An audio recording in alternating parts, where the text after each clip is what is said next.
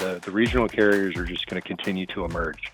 There are other options besides UPS and FedEx. And, there have been more and more that have come on over the last couple of years. And I think as shippers start to really feel the pain of the 6.9% rate increase, they'll start to explore even a little bit more. Like, okay, who else is out there? How can I do this for a little bit cheaper, or how can I do this a little bit faster, or whatever?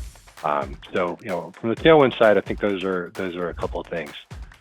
Headwinds, it's still UPS and FedEx. They're great companies, but the rates of those rate increases aren't going away. And then we've got this specter of a possible UPS strike at the end of July kind of looming over things. We've had that off and on for 3 decades. Yeah. So who knows what's going to happen there? But as things get closer, shippers will start to worry a little bit more. So if you do feel like it's a concern, you've got all your volume tied up with UPS, making sure that you've got a relationship with your FedEx rep, or any of the other, or finding a regional carrier that can help, or whatever. Just having options so that if something happens on the UPS side, that you're not stuck. I know things got really out of hand when that last strike occurred. I think to Keith's point, capacity is available now. And so what does it become?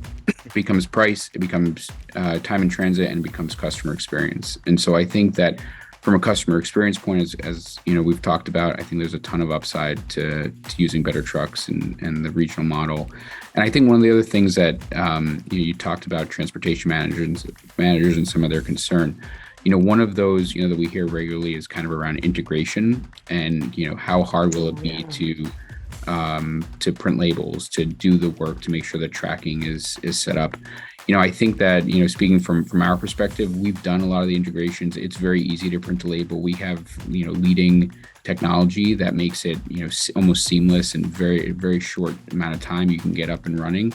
To connect to our system, either with API or through some of the label aggregators out there that we're all part of, and also some of those that do tracking. And so, I like to tell customers, we can really start printing labels for you tomorrow. We've done that with a few customers. Sometimes it takes a little bit longer if the client's a little bit larger.